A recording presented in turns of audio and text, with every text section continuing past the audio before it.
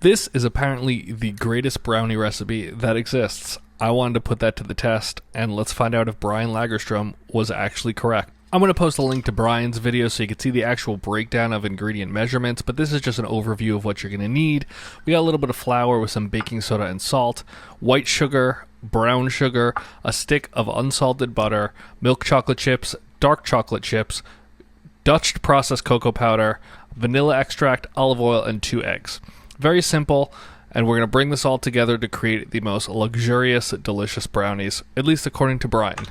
To start, we're going to get a pan going here with the olive oil, the 2 sugars, and the butter. We're going to bring that together until it's kind of all one little sandy mixture. It's not going to fully dissolve here per Brian because there's not enough moisture, but that's totally fine. You're just trying to incorporate everything together, mix it up for a few minutes, and then once it gets too hot, we're going to transfer this out of this pan into a dish to cool down a little bit. If you're able to keep it not too hot, you don't need to do that step, but we're also going to add in those chocolate chips, mix them together, and this is going to be the base of what we add the rest of that dry mix to. Once you get it real nice and incorporated evenly, we're going to transfer that over into a bowl, something that you could add the ingredients to, so make sure it's big enough later, and we're going to let that cool down a little bit. I'm following Brian's recipe exactly, so he let this cool down for a little bit. I'm going to do the same, and then we're going to throw in that processed Dutch cocoa powder. That's what he recommends using. If you use other type of cocoa powders, you need to slightly adjust the recipe, and we're just going to mix this together until it's nice and cohesive. You don't want to see any clumps. The batter is not too thick, so it's fairly easy to get this whisk through it. There's no gluten in this also at this point, so you can't really over whisk it. As stuff climbs up the sides, I like to grab a small spatula and just kind of scrape it down just to make sure that there isn't any cocoa powder stuck there. And then I'm going to push that off to the side. Brian took the dark chocolate chips and he kind of cut them up into smaller bits. That way you don't have these giant globules of melted chocolate in the brownie, and they're a little smaller and more refined. So I'm doing that same process here. We're just running a knife through those dark chocolate chips.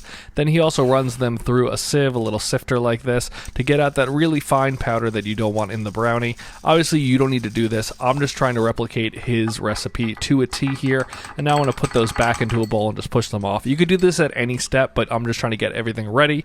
Once I let that batter sit for a minute or two, I'm going to mix in some of that vanilla extract as well as the 2 eggs.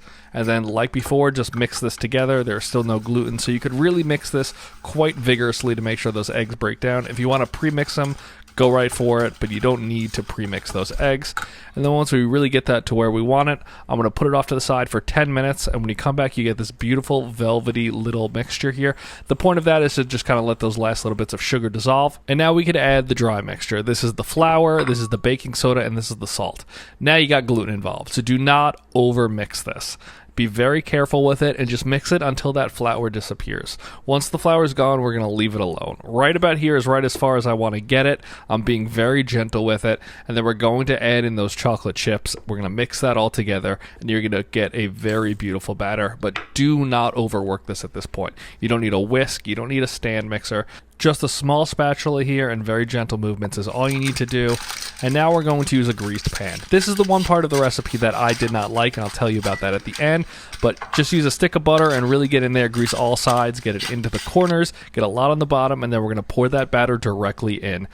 Do this any way you find comfortable. I kind of block your view here, but I'm just using the spatula and just kind of scraping it out, getting it in as evenly as I can. It is a very thick batter at this point, and then we're just going to tap it pretty vigorously. That'll get the air pockets out, and it'll help it spread out evenly. I notice 1/4 is not getting as much batter, so I'm trying to bring it over there. Per Brian, you don't want to touch this with a spatula because that will ruin that nice skin you get over the top of the brownie, so I did not do that.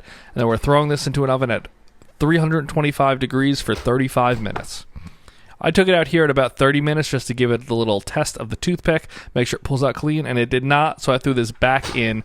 They went in for about another 10 minutes, so it was closer to 40-45 minutes before they got to the point where I was happy with them, but that's right here. You can see nothing really pulled out. Very faint amounts on there, which is totally fine. I left these out to sit for about 90 minutes just to cool down, same as the recipe recommends. And then this is why I didn't love the butter.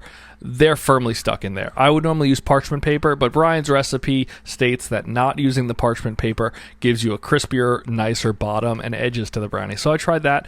I got in there with kind of an offset spatula, tried to pry them out. They really didn't want to budge, so I just kind of gave up at this point, and I got in there with a knife and I just started to cut out pieces. Once I got at that first row of brownie, it was easy to get the rest out, but I would definitely use parchment paper in the future. But first cross section of these brownies, they're exactly like he said. There's those gooey little bits, there's a good amount of moisture, there's everything you're looking for in these. I cut up a bunch of pieces and just look at how beautiful these look. The one downside was some got a little stuck. So you can see there's bits that stuck to the bottom, pieces that didn't cut evenly, but for the majority, 90% of them came out beautifully, and they're delicious. They are absolutely fantastic. They are some of the best brownies I've ever had. Just use some parchment paper, and I think you'll be real happy.